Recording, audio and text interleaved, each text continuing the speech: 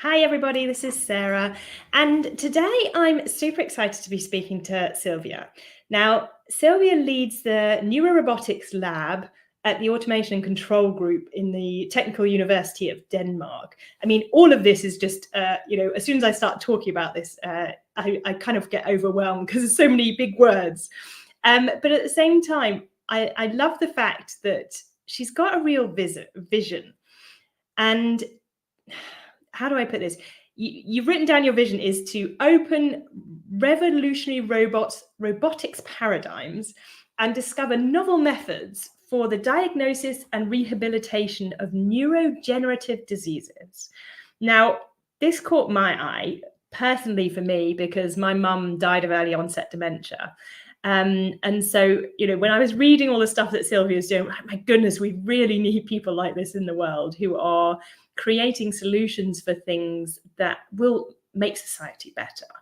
But I just want to kind of give over to Silvia to let her introduce herself. Obviously, welcome, Silvia. It's nice to see you. To her to introduce herself and tell us a bit more about what you do and how you've come on this journey to get where you are today, because it's a pretty impressive role that you have, and a super technical, super detailed kind of research area. So tell us a bit more about yourself. Yes.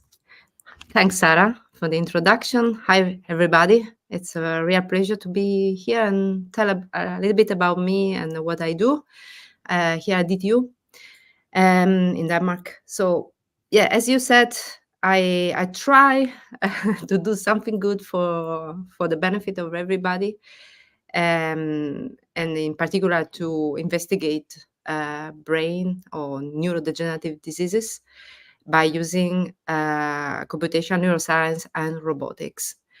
Of course, this is my vision and my main aim, and I don't know if what I will get in this life, but for sure I hope that people coming after me, I hope there will be somebody continuing my research will really open up this investigation to get the real benefits.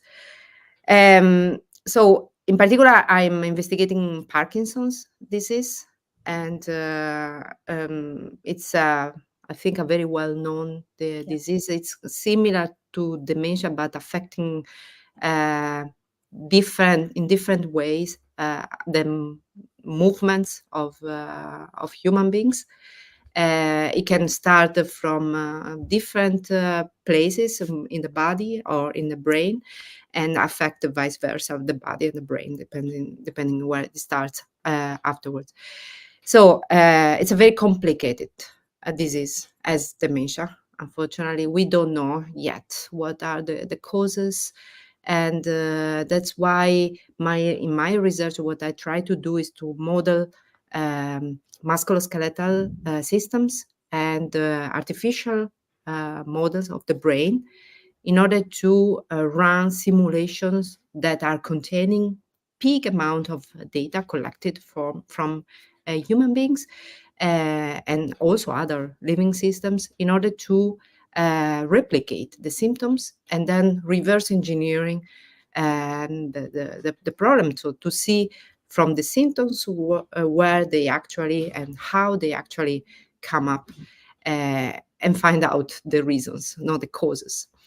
It's a huge work that involves different disciplines, and so we need expertise and knowledge from different people, experts. That's why I collaborate with neuroscientists and data scientists, and of course in my team we have these different backgrounds. We come from different backgrounds. Me, for example, myself, I have 3 masters, and of course a PhD, 1 master in electronic engineering, 1 master in computer science, and 1 master in computational linguistics as well. Very different backgrounds. And then I did my PhD in neuromorphic engineering.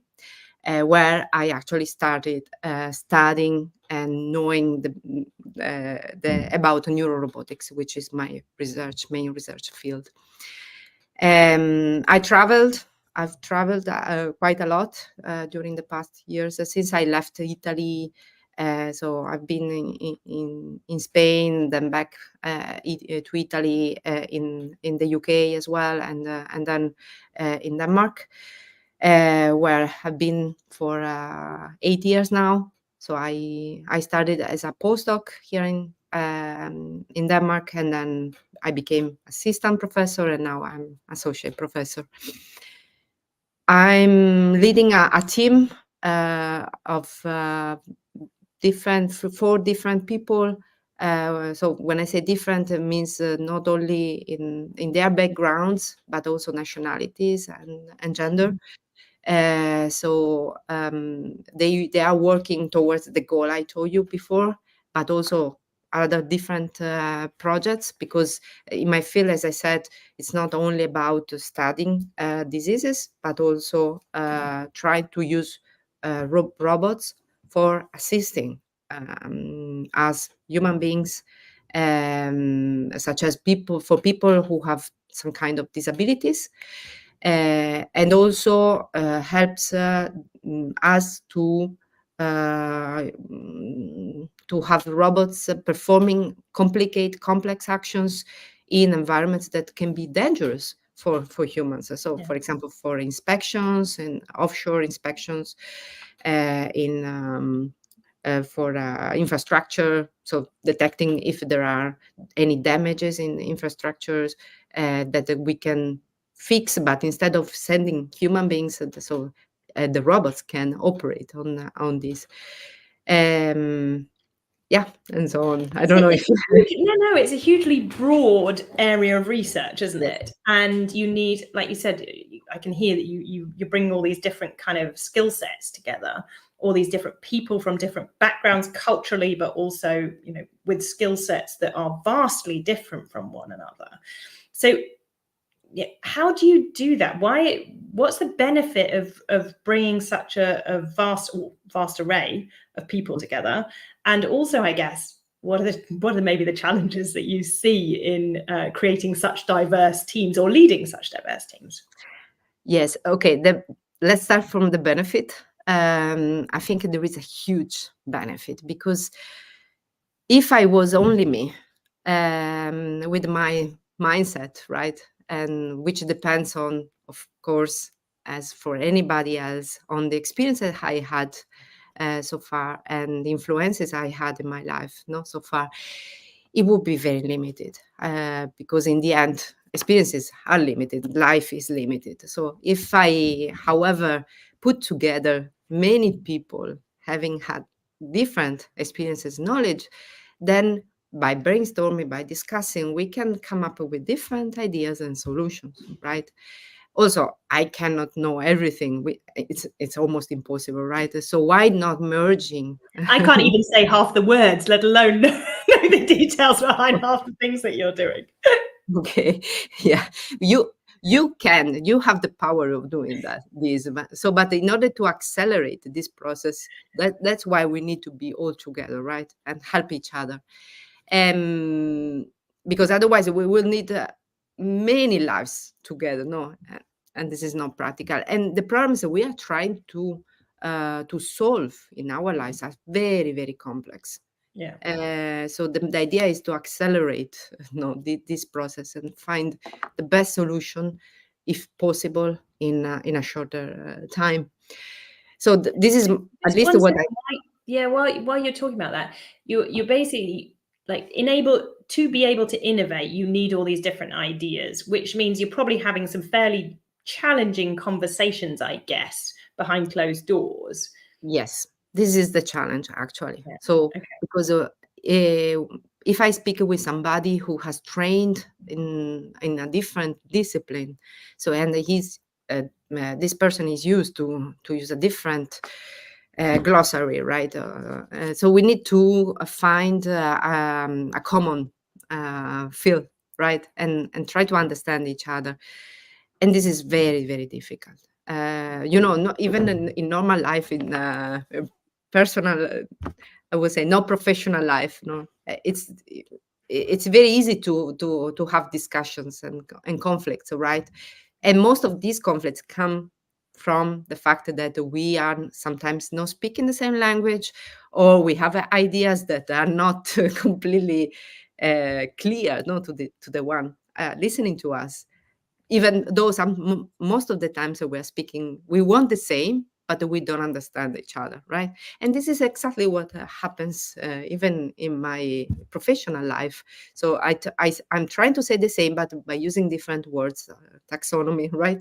So um, this creates conflicts and problems, and then sometimes, so we think that, okay, I want this, but you want this, so I'm sure that this is the best way to proceed. No, I'm sure this is the other one, and every time is a language communication problem, and that's why I did a master also in linguistics, because yeah, I'm really attracted by of these challenges, and and yeah, So how do you that's overcome it? How do you find a way? Because you've said it quite clearly. It's like, actually, we all want the same thing, but Mhm. it's like, how do we create that? So how do you overcome these challenges? First of all, I study a lot. So I am so curious, and I'm always reading different, from different sources of information. So not only the ones that belong exactly to my own Yeah. comfort zone. Yeah. Okay, so that's how I do. And then by meeting and speaking with people and clarifying and listening, it's more very, very important to me. So instead of continuously talking and say what I think, I want people to say to me, and participate in meetings. So that's why even talking with students and research assistants is very, very important, because also people that come from different generations, no, right? Uh, so they are bringing new vision, new ideas, and then I can change my own ideas. So the most important thing for me is to be open and Yeah. humble at the same time. So think, okay, I'm not taking, I'm not having 100% of the knowledge. Okay, I'm not sure about even on something that I'm. It may be right. Maybe it's not the right thing for that specific situation, occasion. So I always discuss myself. Um, Okay, so curiosity, listening, and a willingness to learn. This kind of like, actually, I want to learn new things, and therefore, like you're saying, like the listening is really key for that. So how do you create environments where it's not just you that's doing this, mm, it's because it needs to be the whole team, doesn't it? So you're yeah, leading in this kind of an environment where you not only create space for you but everyone else. yes, yes. So as I said to you before about the skills, everybody can do something. Okay, so what I would like as an environment where I work, but also in any different context, is that everybody is enabled to do and to think that is has the power to do and achieve something. So I don't, and Denmark, for example, is the best place where I learned this for the very first time. So in Denmark, the Danish culture is um, really the one that where everybody is allowed to do everything, and we are the same level. Okay, there are no. So I'm a professor. I'm an associate professor, and in Italy, students will think, oh, okay, she's at this level, and the students are here.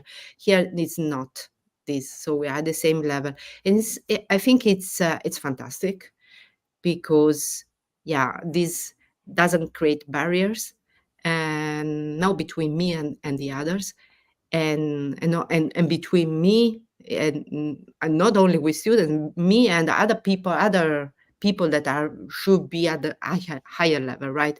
So by thinking that we are all the same, this really empower everybody, no, to achieve anything. So that's why I cannot be alone in this. I really need people around me thinking in this way. So I leave my students to take their own initiative, to have their own ideas, to propose and to try put their hands on and their minds on to achieve what they want, not what Silvia's want, right? Interesting, because obviously this is a lot about leadership and how you're choosing to lead people, and also Mm. the environment, the culture that you've set up and how you're leading people. But, what are the things that you think are important to you about leadership and how you lead? Mm. As I said, so listening, talking, it's very important. Um, so because we live in a very frenetic society where we're always looking at the time. Myself, I'm a slave of time. This creates stress, right? And stress is not good. Also because then it doesn't allow the brain to work properly and to come up with brilliant ideas. So in order to avoid this, I really encourage people working with me to talk and to be free of expressing their feelings. So um, a leader is different from a boss in this sense that the leader really uh, gives the time to express feelings that really matters and in a working relationship. And then for example, every week I have this talk with my group where I ask them to tell me about their experiences. So, for example, I have had experience almost 9 years actually of being here at DTU, and I know how to supervise students. I think I know, but maybe my method is not the right one. So I listen to my students, my PhD students, for example, who are already supervising and giving presentations and in class lectures, to tell everybody, me included, what is their experiences in order to improve every time. So a leader is also learning from the others, I think. Yeah, And no, also, totally. I'm smiling a lot because there's part of me that's like, well, I don't even need to ask you how you then ask for help, because you're effectively just challenging yourself all the time and knowing that when you're in the space that you're discussing, and obviously this comes a lot, I guess, from the research and your understanding of the brain and how it works, which in some ways I guess is a positive, in other ways it's a negative, because you're holding yourself a very high bar as to what it is to be a leader and to help other people. But also because Sarah, nobody is teaching me how to be a leader. Okay, yeah, and I would really like to have the possibility to take courses, um, but unfortunately resources are limited, so I cannot really take them. Maybe in some future, but so the moment is now, and the moment I have to learn now is by experiencing. And how do I experience? With the others, right? I cannot be alone in my office and become a leader on myself. Yeah, that I am, but the yeah, but person needs to be with the others. instinctively and obviously through your research, you understand the concepts as to how to enable us as humans, I guess, to Mm. succeed. So, but when do things get tough? When are the areas where you do actually ask for help, proactively, literally go out and ask people to support you? Where are those areas? So, do you mean? Maybe I couldn't. I didn't understand very well. Can you repeat again? Well, you're doing a lot of open conversations Yes. and you're, digging into problems, but there'll be things that you come across either, in your professional life, you're like, I just don't know where to go. who are the people that you go to, or how do you ask for that support? Yeah, I'm actually yes, asking for support continuously Yeah. because of this, because most of the times this is the critical part, and when you do research, that sometimes you are completely stuck and you don't know, you don't see the light, right? um so but I ask for the others for brainstorming, discussing, and then maybe when I'm taking a shower, I have the most important brilliant idea. You never know when it comes. So actually, yeah, this is also a challenge, a problem, because I'm always thinking. I never stop. Most of the times thinking on how to find the solution to move forward, right, to problems. And Just problems. just on that, because you have got such complex kind of problems that you're looking at, and obviously the goal is somewhere way in the future. Mm, But what are the things that you classify then as success? What does success mean to you? What does it look like? When do mm. you kind of get that yes, Every day is a success, I will say. We don't have to wait until the end, because you don't know what you will get at the end. The important thing is now. So what every day, every single little step we take forward is a success. So for example, when I remember I was doing my PhD, and I was so frustrated. It was very, very hard. A PhD is very hard, but my PhD, I don't want to say that was the worst one, but it was very hard because I had to change so many times my research line, and I really started getting results late. Like I was maybe in the second year of even third, because it took 4 years my PhD. So I was 2.5 years without results. I was completely worried. And stressed. So my advisor said to me, Silvia, a PhD is not solving all the problems of the world, right? And you are just putting a little stone into the big giant problem you are trying to solve. But by doing that, you are opening something for someone else that is coming after you. Okay.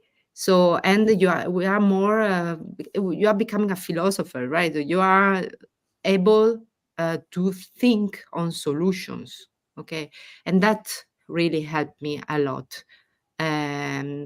Because yeah, I said, oh, okay, so this is important what I'm doing, even though yet I don't see the light.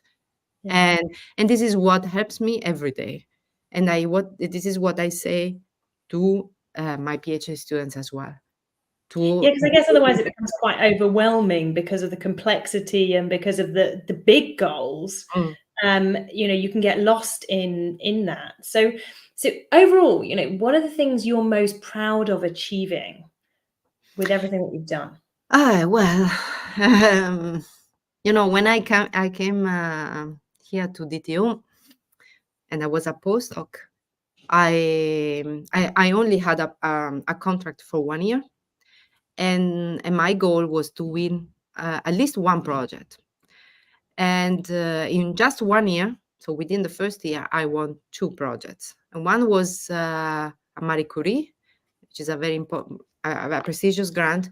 Mhm. And then I won also another one that was one of the most ever funded projects by the European Commission. So I became part of this project, the Human Brain Project. And that was, I think, yeah, it's one of the biggest achievements in my career I had.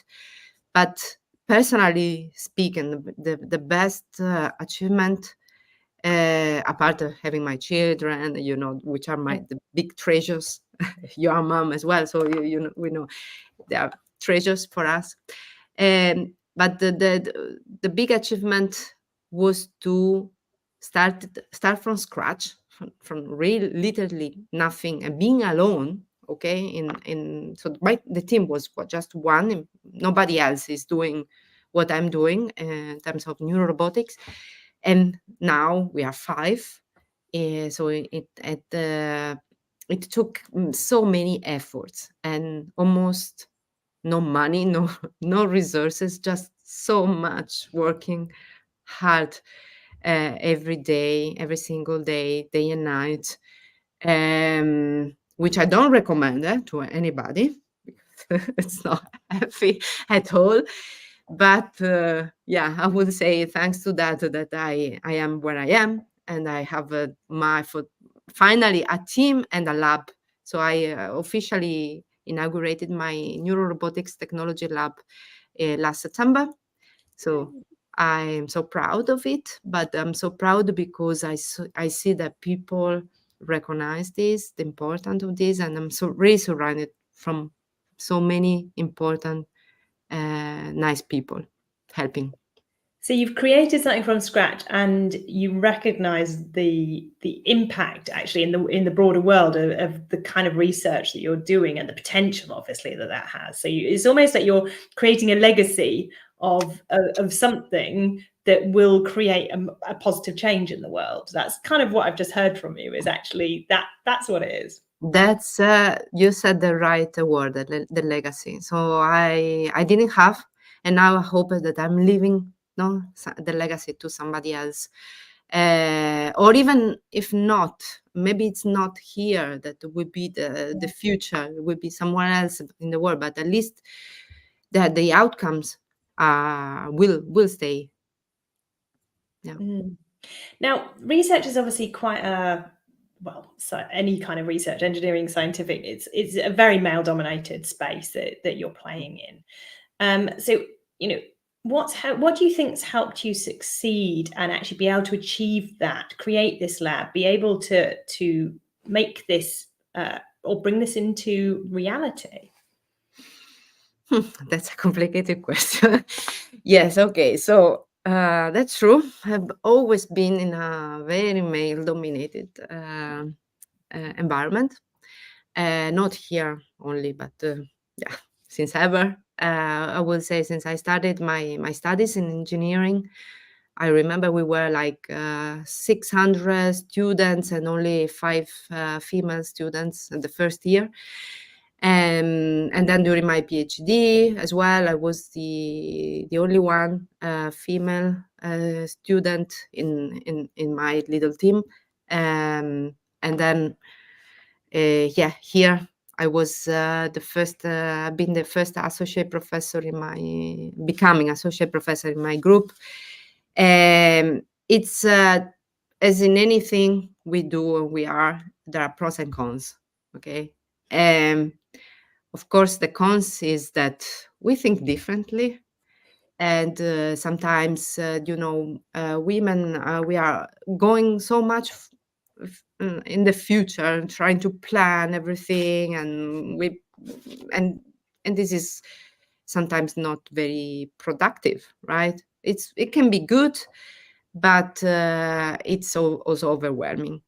And however, by working very close to with my male colleagues, I realized that there is no need to do that, and you can focus more on the specific the problems you have now, and then everything will come later. And so it helps a lot my mind to strategically plan and work by following objectives, current objectives all the time. So this was a cons, but it's also a pros. And then I learned a lot from them, and I realized that okay, I'm not completely wrong, but I can adapt my ways of thinking. Okay, so in the end, I think I really improved thanks to be in a different environment, in an environment that is not so similar to the way I was thinking. Okay, and by doing that, then I realized, okay, now we need even more people thinking differently. And as I said before, also with different backgrounds. So that's why my team is now half half. So I have exactly half female and half male, and then also from different nationalities. So it's amazing. You can really feel in the skin the power of this every day, every single time we meet. And then by doing this, the number of also students, master bachelor students, with different genders have increased.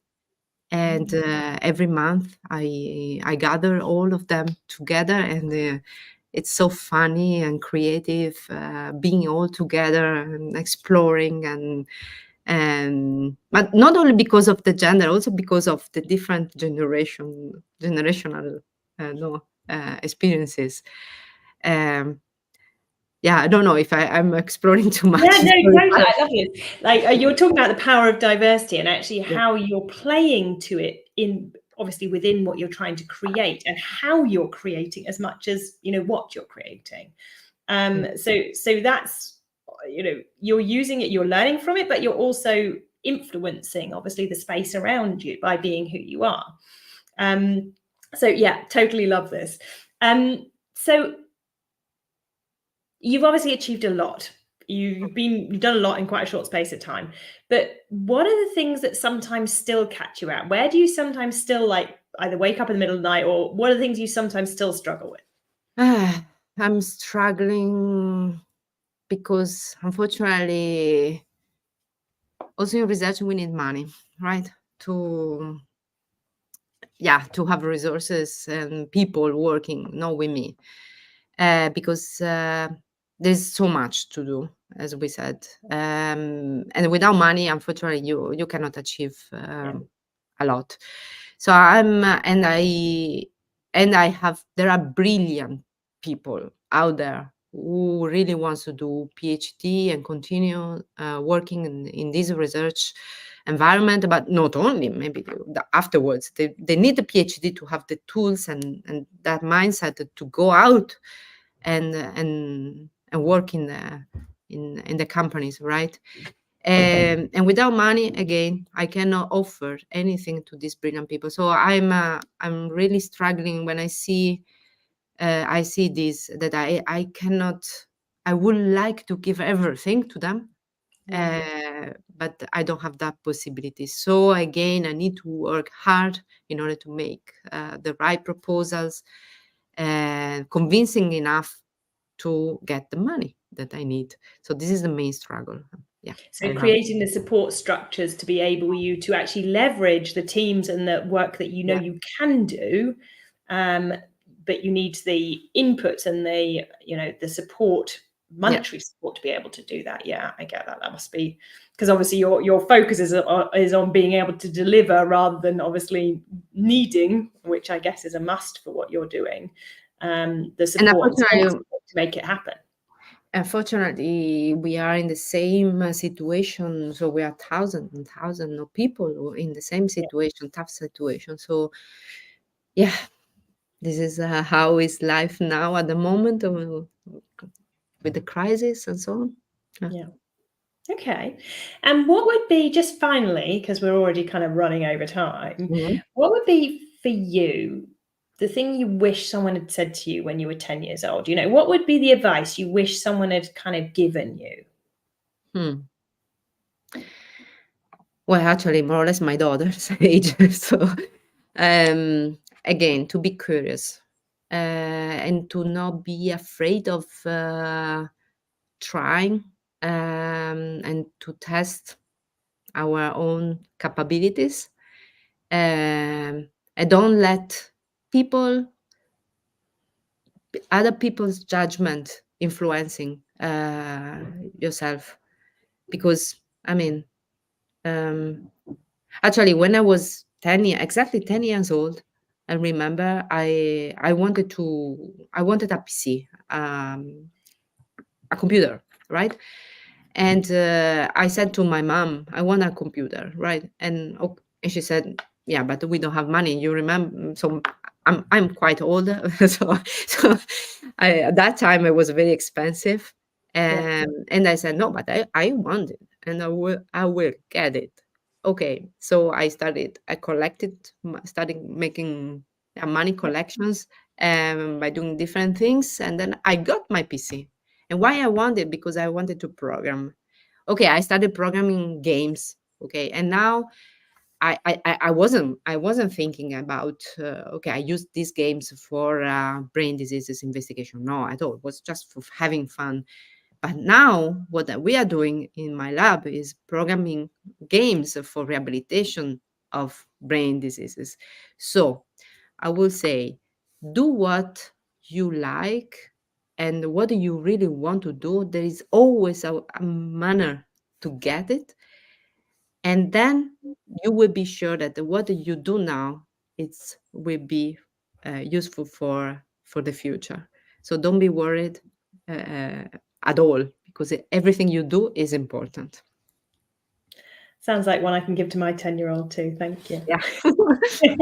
Thank you so much, Silvia. It's been so much fun to just hear a bit. And obviously, we've dived in a tiny bit into the kind of things that you're doing in the world in which you're living. But, from me as somebody who's been affected by this stuff, then I really appreciate and thank you for all the effort that you're putting in to try and understand this in more detail. I remember when we were going through it with my mum, it's like, there's no answers to anything. And it can be so frustrating.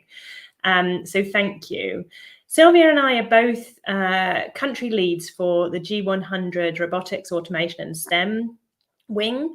Now, G100 is an organization that's trying to raise awareness of female leadership, create the opportunities for female leadership. And part of what we're doing here is really just about showing up as role models, to show up and raise our voices and share them with you and hopefully inspire some of you to take an action. So you've met Silvia, you know me. If you need any questions or if there's anything you want to ask us, just reach out to us on LinkedIn, and I'm sure that we'll get back to you. And we'd love to hear from you and hear about what you're taking away from this session. So thank you so much, Silvia. Lovely to see you, and I hope to see you again soon. Thank you, Sarah. Have a nice day. Take care. Bye. Hi, everybody. Bye.